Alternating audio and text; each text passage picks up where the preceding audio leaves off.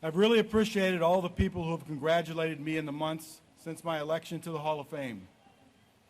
It sure helped me get over a conversation I had recently with a 10-year-old boy I was instructing. I was teaching him hitting, and he was starting to have success and feeling quite proud of himself.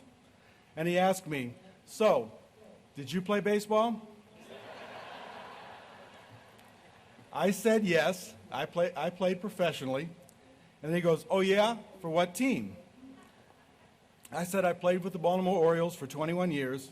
And he said, "What position?" And I said, "Mostly shortstop, but a little third base at the end."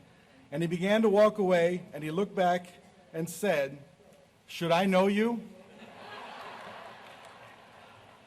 That certainly puts all this in perspective.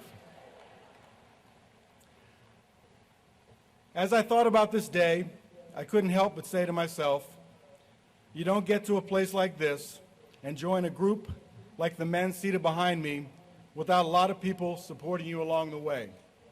If I thanked them all individually, I'd keep you here longer than the streak. But I do want to talk about some who stand out in my memory. A big part in me reaching this hall was played by my teammates and the Orioles organization. From the front office to the training room and the men I played with through the years, I was a better player because I was part of the Oriole way. And that way, thank you. Thank you, sir. And that way was epitomized by my good friend Eddie Murray, with whom I team up again in this Hall of Fame. He led by example, and he inspired me with his play and his friendship. Thank you, Eddie.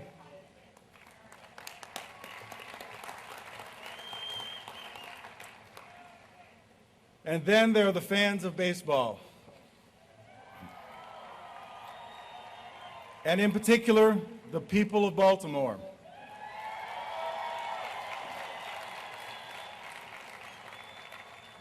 Who cheered my successes and stood by me when things weren't going so well. Where would any of us in this game be without the people who love the game and their teams, and who even make trips to events like this long after we have put down our gloves and bats? I know some fans have looked at the streak as a special accomplishment, and while I appreciate that, I always looked at it as just showing up for work every day. As I look out on this audience, I see thousands of people who do the same: teachers, police officers, mothers, fathers, business people, and many others. You all may not receive the accolades that I have throughout my career, so I'd like to take the time out to salute all of you for showing up, working hard, and making the world a better place. Thank you all.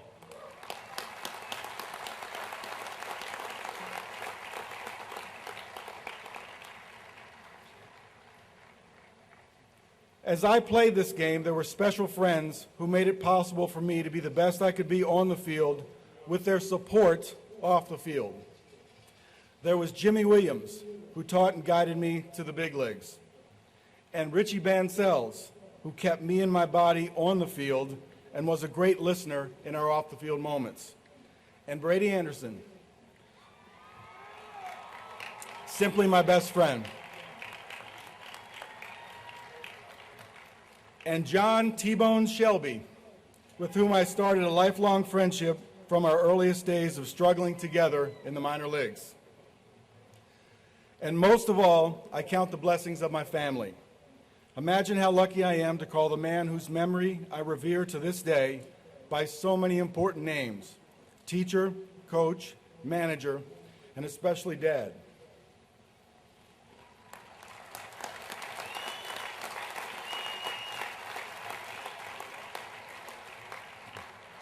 He was, for me and many others, an example of how to play and prepare for the game the right way, the Cal Senior way. And alongside him, or in place of him, there was always my mom, who to this day shines as an example of devotion to family, community, humility, integrity, and love. Mom,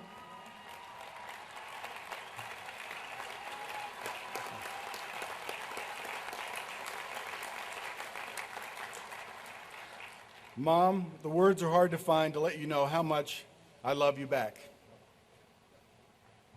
My sister and brothers, including Ellie and Fred, are all members of the Ripken team, and what a bunch of supportive teammates they have been. Another of them, Bill, you know, the serious one, became my teammate on the field with the Orioles and remains my partner and friend in Ripken baseball today. Just saying his name puts a smile on my face.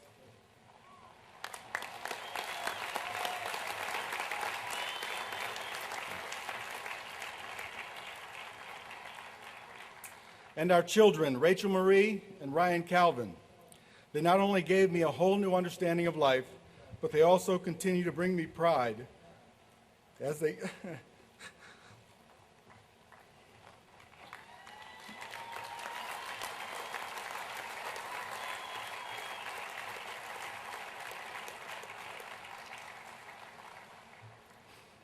as they continue to grow and meet life's challenges. I'm so proud to stand here today and tell them how much I love and care for them. Next to them is the love of my life. She didn't know anything about baseball.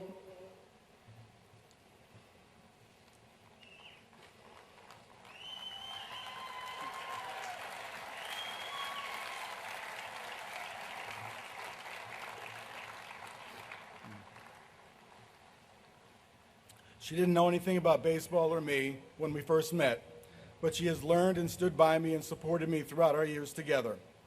Kelly, I hope that you know how much I appreciate your love and you're always being there for me. Thank you.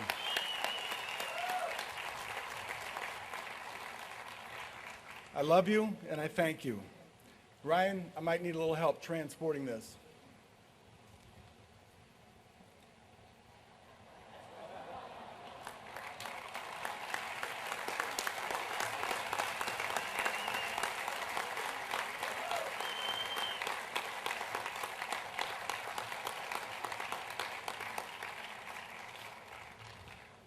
My life in baseball has been one giant blessing. But when I finished playing, and I say finished playing rather than retired, because I felt that I was not at an ending, but rather at another beginning in my life. I had the opportunity to look back on my playing career and take stock of experience, knowledge, and values that could shape the next stage of my life. Whether it be the last game of the streak or the last day of my playing career, I am a believer that such milestones open doors of opportunity for new and exciting endeavors. In the present chapter of my life, I have created a company and helped to organize a foundation through which I have taken all that I have learned as a player and translated it into programs to help make the young people of today the aspiring players of tomorrow. And I hope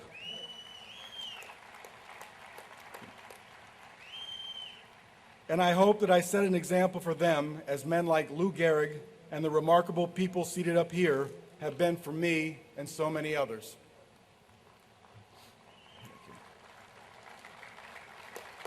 Thank you.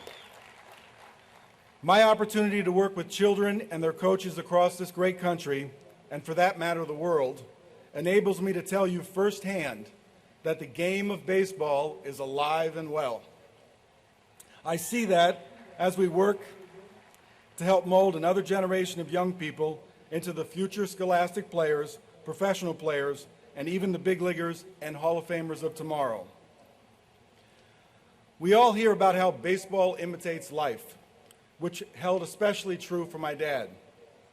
He used to say that everything that happens in baseball happens in life, and everything that happens in life happens in baseball. He certainly taught us about life through baseball. But I also have to admit that as a young man with a limited view of the world, baseball and life became one for me. And it was difficult to see beyond playing the game. Did you ever stop to think about how your life would unfold? Or imagine how you would like your life to turn out? One of those reflective pauses happened in my life when I was around 18 years old. I thought I had it all figured out.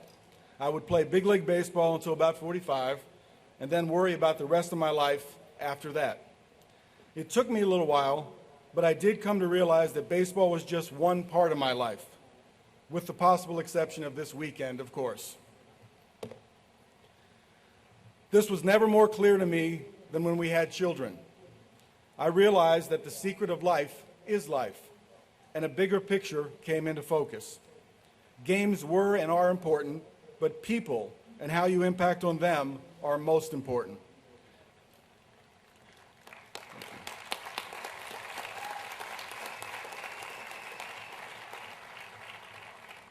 While we all work to develop into productive people for our own happiness, it is also vital that we do so for the good of society as a whole.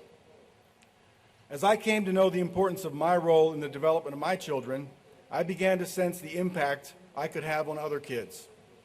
It is all about coming to the realization that we all have within us the power to develop and pursue almost anything we set our mind to. And that is the message and opportunity we want to pass to all children. We are the ambassadors for the future. Just as a baseball player wants to leave his mark on the game and leave it a little better than he found it, we should all try to make this world a better place for the next generation.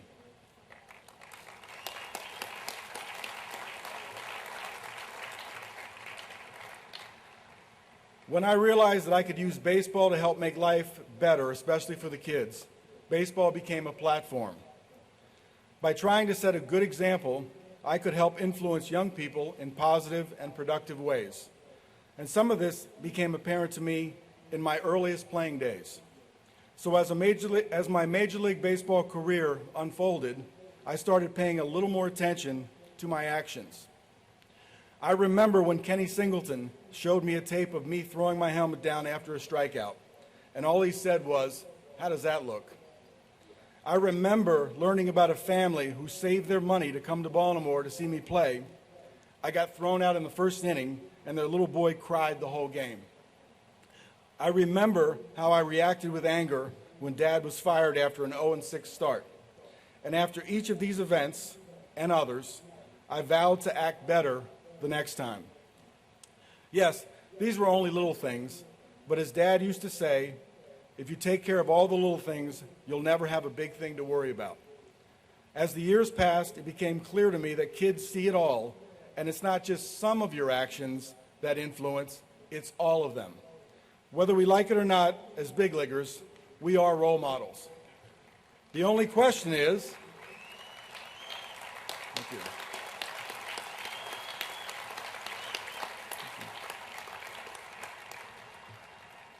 The only question is, will we be positive or will it be negative? Should we put players up on a pedestal and require them to take responsibility? No. But we should encourage them to use their influence positively, to help build up and develop the young people who follow the game. Sport can play a big role in teaching values and principles. It can be a huge developmental tool for life. Just think, teamwork, leadership, work ethic, and trust are all part of the game and are also all factors in how we make the most of our lives. So an essential part of the job of every player, and of all people for that matter, is to help the young people of today learn these lessons so they can live better lives tomorrow. Today, my friend Tony Gwynn and I officially become members of the Hall of Fame, and I congratulate Tony for all that he has achieved.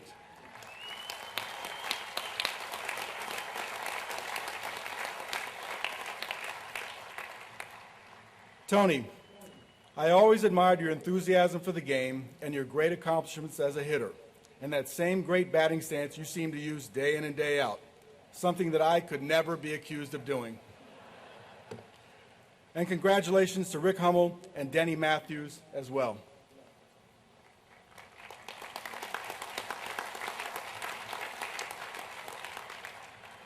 But this day and all that it represents shouldn't be just about us, or even about all these great Hall of Famers up here. Today is about celebrating the best that baseball has been and the best it can be. I realize what I'm about to say is ironic, since I am often known for the consecutive game streak that helped define my career and my approach to the game. The streak is marked by a number, a start and an end. But I can assure you it was not accomplished with a view to a given number or end point. and I certainly wasn't aware when I started in this game where it would lead me. You see, I truly believe there are no endings, just points at which we begin again, as players do 162 times a season, and if they're lucky, a few more times each fall. And finally, as I experience another new beginning with this induction, I can only hope that all of us, whether we have played on the field or have been fans in the stands, can reflect on how fortunate we are and can see our lives as new beginnings that allow us to leave this world a bit better than when we came into it. Thank you.